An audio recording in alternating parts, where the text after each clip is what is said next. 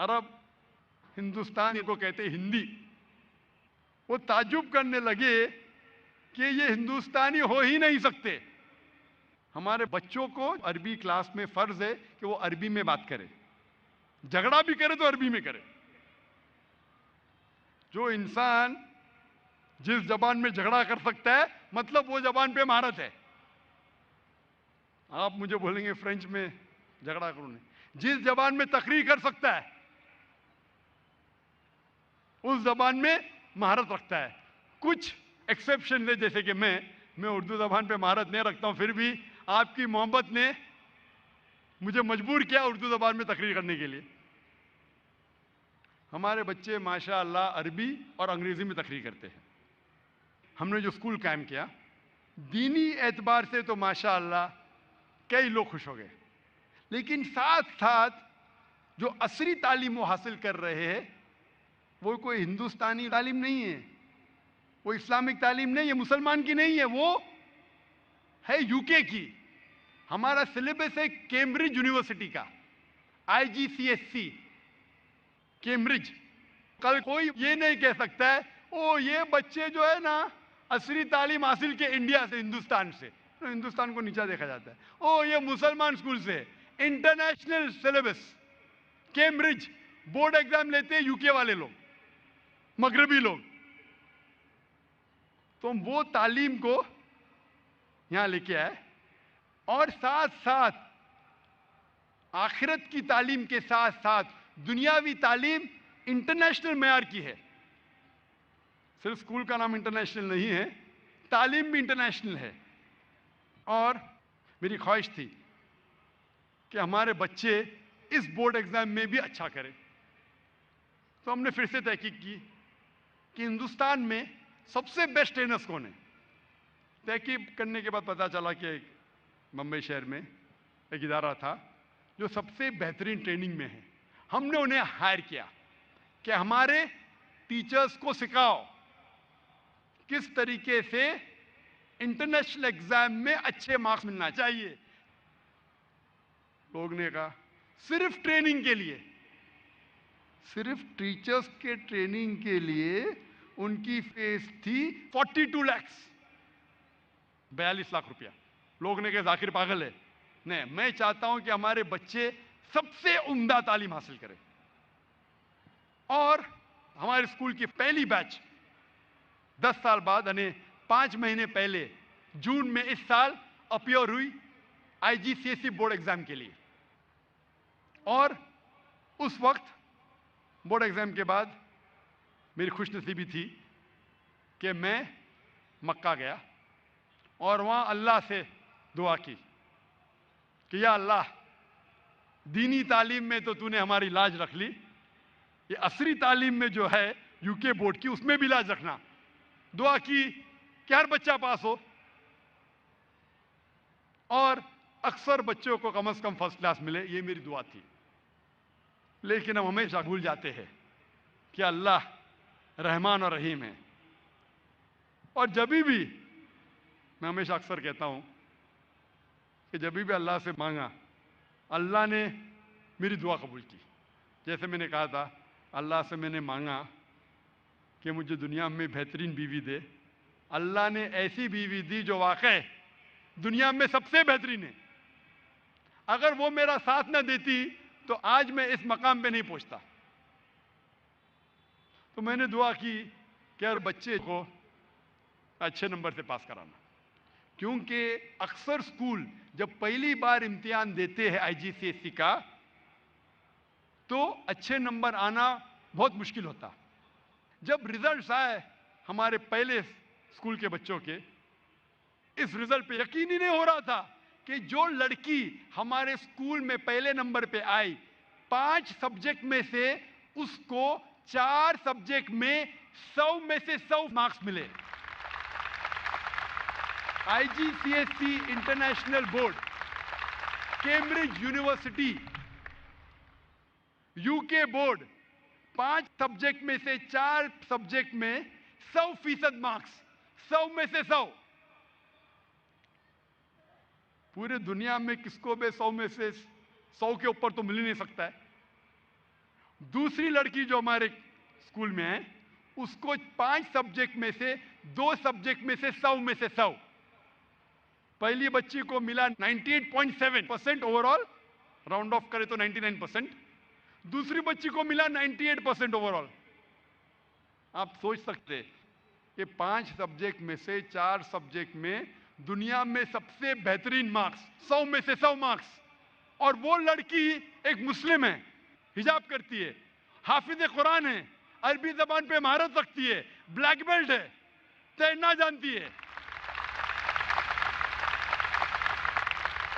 एक हमारे आलिम अब्दुल हादी उमरी साहब है, शेख अब्दुल हादी उमरी, वो चंद रोज मुझे कह रहे थे पहले कि यूके गवर्नमेंट को बहुत चोट पहुंचा कि जो शख्स को अपने देश में आने से रोक रहे हैं, उसके बच्चे हमारे एग्जाम में 100 में से 100% मार्क्स ले रहे। मुस्लिम लड़की हिजाब पहन रही है, नमाजी है, अरबी जबान पे महारत, हाफिज कुरान, ब्लैक बेल्ट, तैरना जानती है, नंबर 1। इसीलिए मैं कहता हूं हाज़ा मिन फज़्ल रब्बे, ये अल्लाह का फजल है, ये हम इसके हकदार है ही नहीं। कितना भी सोचे ये मुमकिन ही नहीं है, ये सिर्फ अल्लाह का फजल है। जैसा अल्लाह ताला फरमाते कुरान मजीद में सूरह अनकबूत में सूरह नंबर 29 आयत नंबर 69 में कि आप अल्लाह के राह में जिहाद करो, अल्लाह आपके रास्ते खोलेगा। हम सिर्फ जिद्दोजहद कर रहे, वरना हमारी हैसियत ही नहीं। और आज माशाअल्लाह जो ख्वाब था मेरा 20 साल पहले, अल्लाह सुब्हाना व तआला ने कर दिखाया कि यह मुमकिन है। अगर अल्लाह साथ है तो मुमकिन है, अल्लाह साथ नहीं तो नामुमकिन है। अल्लाह ताला फरमाते सूरह अल इमरान में सूरह नंबर 3 आयत नंबर 160 में कि अगर अल्लाह तुम्हारे साथ है तो कोई भी तुम्हें शिकस्त नहीं दे सकेगा, कोई भी आपको हरा नहीं सकेगा। लेकिन अल्लाह अगर आपके साथ नहीं है तो कोई भी आपकी मदद नहीं कर सकेगा। तो ए मोमिनो, अल्लाह पर ईमान लाओ। हमारे स्कूल में बच्चे एक क्लास में एवरेज सिर्फ 20 है। जब स्कूल के अखराजात बढ़ने लगे, हम फीस भी बढ़ाने लगे, और जैसे कि मैं कहने लगा कि हमारे मुसलमान भी माशाअल्लाह, हम फीस बढ़ाते गए, हमारे मुसलमान फिर भी फीस देने को तैयार हो गए। आज हमारी फीस बंबई शहर में सबसे ज्यादा नहीं है, लेकिन टॉप 10 में तो है। सबसे ज्यादा फीस पूरे हिंदुस्तान में एक स्कूल है जिसका नाम है इको मंडेल, तो बंबई शहर में, जिसकी फीस है नर्सरी में 7 लाख रुपए साल का और 12वीं में 12 लाख रुपए विद एक्स्ट्रा करिकुलर एक्टिविटीज तकरीबन 15 लाख सालाना। हमारी फीस इतनी नहीं है, पर फिर भी अखराजात होने की वजह से, क्योंकि हम हमारे टीचरों को अच्छी सैलरी देते। हम ये नहीं कहते अगर अल्लाह के नाम पे काम करने आ रहे तो आप आधी सैलरी में काम करो, नहीं तो वालिदैन कहेंगे जाकिर इस्लाम की बात करता है, मजहबी बात करता है, मेरे बच्चे को आधी तनख्वाह देता है। हम कहते हैं अगर दीन के लिए आना चाहते हैं, हम आपको 20% ज्यादा देंगे, 25% ज्यादा देंगे, आप मेहनत से काम करो। और अल्हम्दुलिल्लाह सुम्मा अल्हम्दुलिल्लाह, हमारे टीचर्स इतनी मेहनत से काम करते माशाअल्लाह। मैं ये नहीं कहता हूं कि हर टीचर पैसे के लिए आए है, हम उनका ख्याल रखते हैं, लेकिन वो मेहनत करते हैं माशाअल्लाह, और उनकी मेहनत का फल है ये, अल्लाह सुब्हानहू तआला की मदद है। और सबसे अहम इस स्कूल की कामयाबी के लिए है हमारा इंटरव्यू। क्योंकि जब मैं बाकी स्कूल का सफर किया, साउथ अफ्रीका में एक बहुत मशहूर स्कूल है, मैं नाम नहीं लूंगा, बहुत बड़ी स्कूल है माशाअल्लाह। जब मैं प्रिंसिपल से गुफ्तगू कर रहा था तो प्रिंसिपल कहने लगे कि हम हमारी स्कूल की फीस आम प्राइवेट स्कूल से आधी करते, फिर भी हमारे बच्चे के वालिदैन हमें ब्लैकमेल करते। और एक मिसाल दे रहे थे, हमारे स्कूल में बच्चे हिजाब पहनते, लेकिन एक वक्त जब मैं जा रहा था एक 5 स्टार होटल में, मैंने देखा कि हमारे स्कूल की 8वीं और 9वीं की लड़कियां स्कर्ट पहन के डांस क्लब में जा रही है, इस्लामिक स्कूल की। जब वो प्रिंसिपल ने उन लड़कियों के वालिदैन को बुलाया तो वालिदैन कह रहे, अगर आप ज़्यादा बात करेंगे बच्चे को निकाल देंगे। तो पता चलता था कि मैनेजमेंट ये इस्लामिक स्कूल के मजबूर थे, वालिदैन उन्हें ब्लैकमेल करते थे। तो हमने कहा हम जब स्कूल कायम करेंगे इंशाअल्लाह डिमांड पैदा करेंगे, अगर 10 सीट है तो 100 लोग एप्लीकेशन देना चाहिए, तो हम अच्छे लोग को चुनेंगे। हमारे स्कूल का एक अहम चीज थी इंटरव्यू। हम बच्चों का इंटरव्यू लेते, वालिदैन का भी। बच्चे का इंटरव्यू लेते हैं, आईक्यू टेस्टिंग करते हैं, इमोशनल टेस्टिंग करते हैं, मेमोरी टेस्टिंग करते, बट ये नहीं कहते कि हम सिर्फ ज़हीन बच्चे को लेंगे। कई बच्चे जिनका आईक्यू बिलो एवरेज है उनको भी हमने लिया। हम हमारे रिकॉर्ड के लिए उनकी टेस्टिंग करते हैं कि बच्चा कितना ज़हीन है, उसकी याददाश्त कितना पुख्ता है। खर्चा करते हज़ारों रुपया टेस्टिंग करने के लिए, फिर हमारे पास रिकॉर्ड रहता है। लेकिन ये नहीं कहते कि सिर्फ हम ज़हीन बच्चों को लेंगे। उसके बाद हम इंटरव्यू लेते वालिदैन का, और हमारे कुछ शराइत है एडमिशन के पहले साल जब मैंने इंटरव्यू लिया, कई माशाल्लाह भीड़ लग गई, लेकिन देखा कि अक्सर वालदा हिजाब नहीं कर रहे थे। तो हमने कहा हम आपको 1 महीने का मौका देते, क्या आप हिजाब करो। और माशाल्लाह जितने वालिदैन ने एडमिशन लिया वो लोग राजी हो गए कि हम हिजाब करेंगे, और 1 महीने के पहले सब लोग हिजाब करने लगे। आज जब वालिदैन एडमिशन के लिए आते, वो जानते हैं कि हमारी शर्त है कि वालदा हिजाब करे, तो जिंदगी में अगर कभी भी हिजाब नहीं पहने, इंटरव्यू के टाइम में तो पहली बार बन के आते।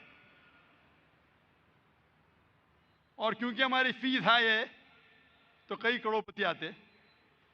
हम जब उनसे पूछते कि नमाज कितने बार पढ़ते, तो कहेंगे हाँ मैं नमाज पढ़ता हूं जुम्मा के जुम्मा। तो मैं उनसे कहता हूं कि आप अगर जुम्मा के जुम्मा नमाज पढ़ेंगे, अगर आप अपने बच्चे को हमारे स्कूल में डालेंगे तो हम उन्हें सिखाएंगे कि सही मुस्लिम की हदीस है कि ईमान और कुफ्र के दरमियान है सलाह। ईमान और कुफ्र जानने का फर्क है सलाह। अगर आप सलाह नहीं पढ़ेंगे, हो सकता है कि आपके बच्चे जब बड़े होंगे 2-3 साल बाद आपको काफिर कहेंगे, तो आप क्या करेंगे? नहीं नहीं मैं नमाज पढ़ूंगा। कितने बार? 5 बार। तो लिख के देता मैं 5 बार नमाज पढ़ूंगा।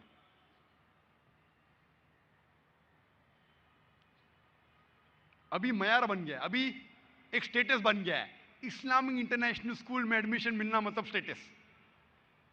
4-4 घंटे इंटरव्यू के लिए बाहर ठहरते। अभी the parents at our mercy. बाकी स्कूल में 15 साल पहले जब घुमा था, the management was at the mercy of the parents. हमारे वहां माशाअल्लाह हम पेरेंट्स को मजबूर करते हैं, किसके लिए? अल्लाह के करीब आने के लिए। जब हमारा मुसलमान लाखों रुपए दे सकता है अपने बच्चे को शिर्क करवाने के लिए, तो हम क्यों नहीं जबरदस्ती कर सकते नमाज पढ़ने के लिए?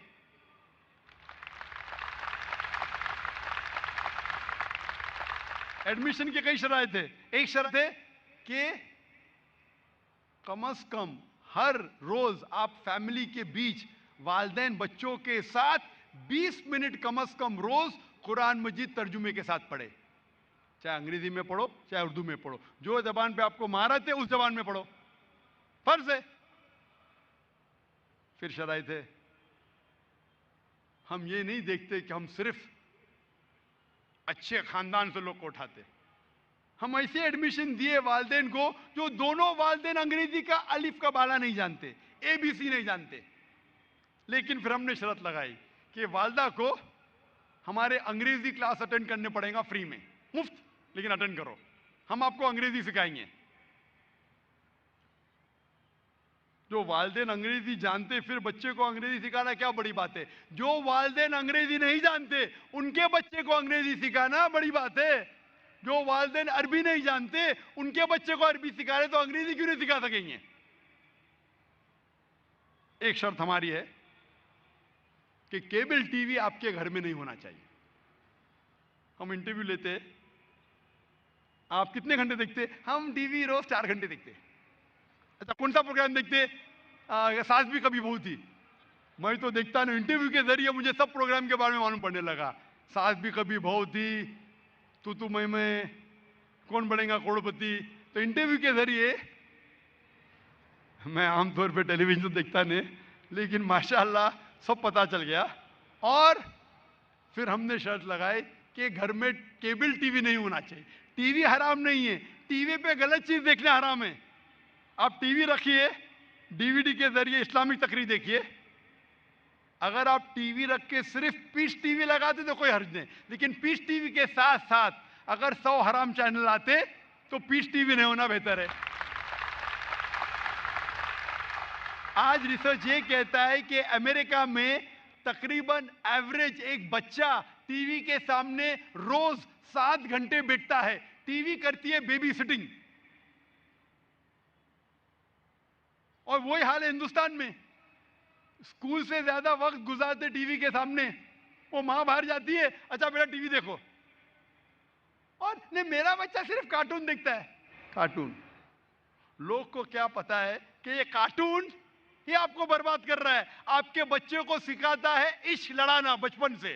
टॉम एंड जेरी बचपन से सिखा रहा है, गर्लफ्रेंड बॉयफ्रेंड। कार्टून में क्या गलत है जाकिर भाई? कार्टून ही तो शुरुआत है।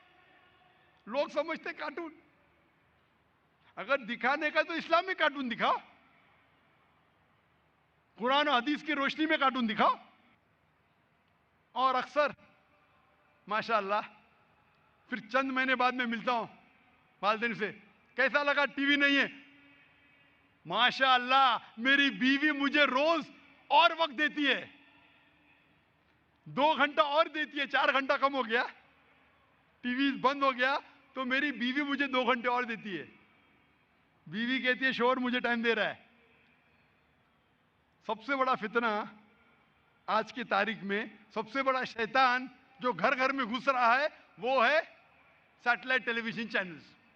99% ये चैनल हमें भड़का रही है। न्यूज चैनल नहीं, मैं तो सिर्फ न्यूज देखता हूं। लोग समझते हैं कि ये पिक्चर के चैनल देखना हराम है, न्यूज चैनल हराम नहीं। मेरे नजदीक न्यूज चैनल बाकी चैनलों से और हराम है। क्यों? क्योंकि बाकी चैनल आपको गलत चीजें सिखा रही है, फाहियाशा सिखा रही है, उरियानगी सिखा रही है। न्यूज चैनल आपके ईमान को अटैक कर रहा है। न्यूज चैनल के जरिए हम सुनते हैं कि ये मुसलमान दहशतगर्द है, तो मुसलमान भी कहते हैं ये अक्सर मुसलमान दहशतगर्द है, ये मीडिया कह रहा है। और एक शर्त, इंटरनेट। इंटरनेट आपके घर में आमतौर से नहीं होना चाहिए। क्यों? टेक्नोलॉजी है, अगर रहेगा तो दे शुड बी फायरवॉल्स। आज हमारे स्कूल में इंटरनेट है, लेकिन हम हमारे बच्चों की हिफाजत के लिए हमने तहकीक करके फायरवॉल लगाया है। क्यों मैं बोलूंगा। आज का सर्वे यह कहता है कि आमतौर पे 80% आदमी पोर्नोग्राफिक साइट पे जाते हैं। 10 में से 8 आदमी इंटरनेट पे पोर्नोग्राफिक साइट में जाते हैं। औरतें 50 से 55%, आदमी 80%। इसीलिए कई मगरबी ममालिक में आज का सर्वे यह कहता है कि लोग जब अपने काम करने जाते हैं तो अपने काम के दरमियान 30 से 40% आदमी काम के वक्त पोर्नोग्राफिक साइट पे जाते हैं। तो मगरबी मुल्क में क्या हो जाता है, एक अलग रूम बनाया है। कई कंपनियों ने एक अलग रूम लगाया, रिक्रिएशन रूम। अपने जगह पे मत जाओ, रिक्रिएशन रूम में जाओ, फुल लिबर्टी, जो साइड पे जाने का जाओ। आज की सर्वे कहती है कि एक बच्चा सबसे पहली बार पोर्नोग्राफिक साइट पे जाता है average at the age of 11।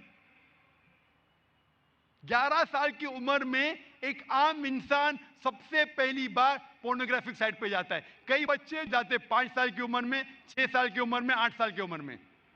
आप पूछेंगे कैसा?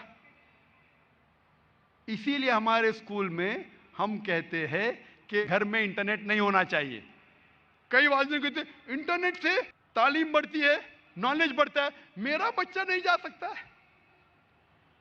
आज की सर्वे कहती है कि आपका बच्चा जब जाता है, सर्च करता है गूगल पे डिज्नी, डिज्नी सर्च करेगा, हिट लगाएगा, पोर्नोग्राफिक साइट के ऊपर tag name is Disney, ESPN। वो बच्चा मासूम होता है, जब टाइप करता है कार्टून के लिए, वो पोर्नोग्राफिक साइट में tag word is Disney, ESPN।